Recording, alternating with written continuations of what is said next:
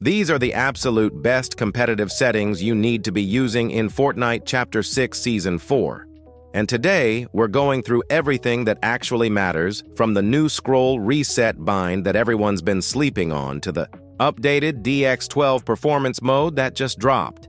And after a week of testing, I've got to say some of the results actually surprised me.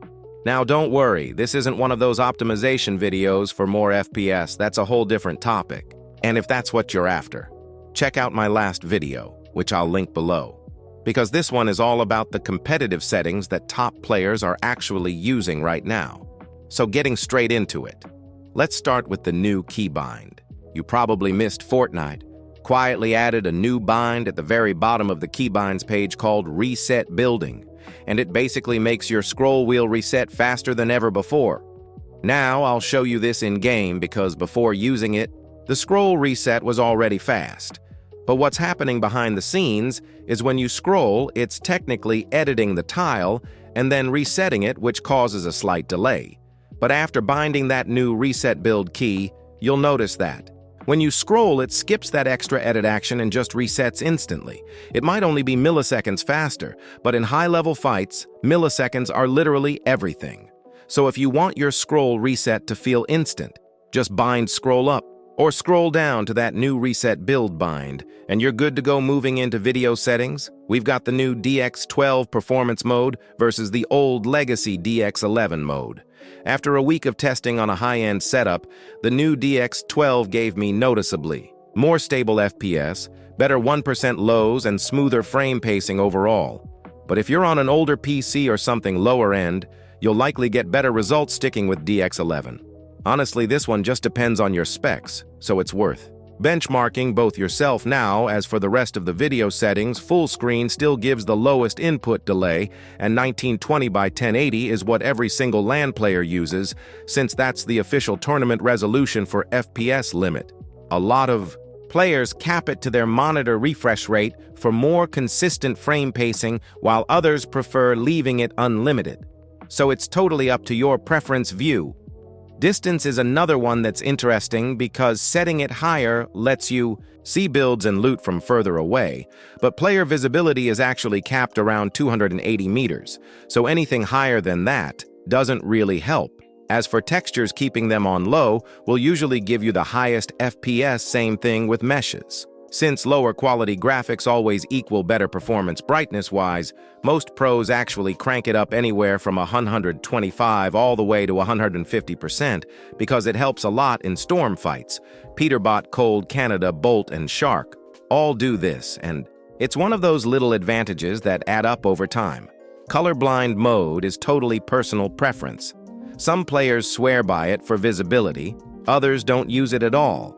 But even if you're not colorblind, it can help in certain environments. While we're talking about visibility, there's one more thing a ton of pros tweak, and that's their digital vibrance in the NVIDIA control panel. Players like Peterbot and Quitxn set theirs around 70% because it makes the colors pop more and makes spotting enemies way easier.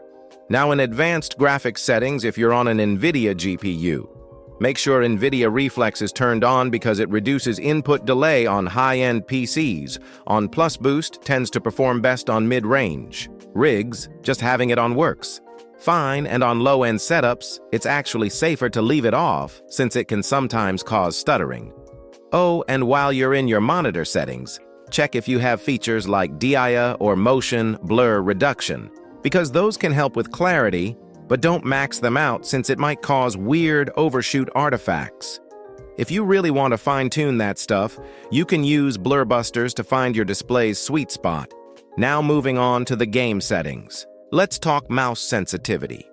You've probably noticed almost every pro right now is using something around 6.4 for both X and Y sensitivity, and there's a reason it's the perfect middle ground in the current lower to medium sens meta.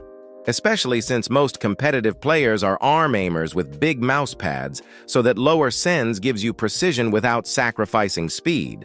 Most players also stick with 800 DPI and 1000 Hz polling rate. 800 DPI has kind of become the standard because 1, it's the default on most gaming mice.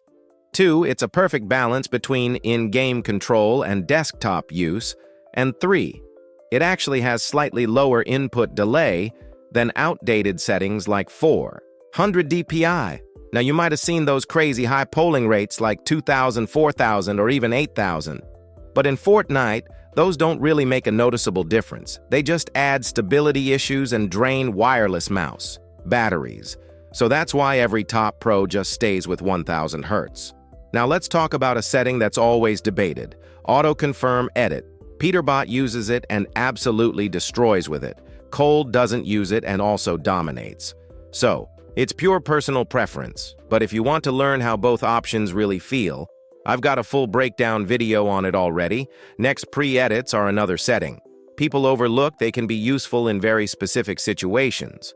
But for the most part, pros keep them disabled because they just mess up more than they help. The new simple edit option, though, is something a lot of players have started testing. It lets you perform common edits with a single click, and even though it's now allowed in tournaments, not many pros use it yet again, mostly due to preference while we're still here. Make sure you've got all your replay settings turned off if you don't use them, because that can free up a bit of FPS, and same with energy. Saver modes, just disable them to keep everything running at full performance. And speaking of settings, you can check out gamesettings.com. If you ever want to see the latest setups from the top pros across Fortnite, Valorant, and Warzone, I'll have that linked below now. Let's talk HUD and reticle settings. Reticle ammo indicator should definitely be turned on, since it gives you a visual cue of how much ammo you've got left. Damage numbers should be set to cumulative, because it adds everything up for you. Instead of showing separate ticks for reticle damage, feedback, it's personal preference, but most pros use hit only. And increasing the damage number scale makes it a lot easier to read your damage output quickly. Also, if you turn off all the unnecessary HUD elements, you'll have a much cleaner interface, which helps more than you'd think now onto keybinds. If you're new to Fortnite and don't have a setup yet, I'd recommend starting with one of the two common layouts that most pros use. But if you already know your binds, here's what you should really be taking advantage of. If you have a modern mechanical keyboard, or something like the Wooting or Apex Pro, those come with advanced features like custom actuation, and rapid trigger. Custom actuation lets you choose how far down you have to press the key before it registers, and most pros set this to the lowest, around 0.1 millimeters, instead of the default 2 millimeters. Then there's rapid trigger, which only a few pros use, but Peterbot does, and he swears by it. It basically resets your key the instant you lift your finger off, instead of waiting for it to fully pop back up, and most players who do use it set it on their edit key because it makes editing feel lightning fast. Next, there's custom diagonal movement, a newer feature that's been catching on. The most popular setup seems to be 75, 90, and 135, depending on your playstyle. It can really change how you peek corners and move around builds, but not every pro uses it. Peterbot, for example, keeps it off because he prefers the standard feel. So again, test it out and see what works best for you. Wrapping up with audio settings, you'll want sound quality on high, 3D headphones off, and visualize sound effects on. Since that's what almost every top player is running right now, it's honestly borderline overpowered and gives you tons of awareness. Some players even adjust their subtitles for better clarity. But yeah, that right there covers every single competitive setting that matters in Fortnite. Chapter 6, Season 4.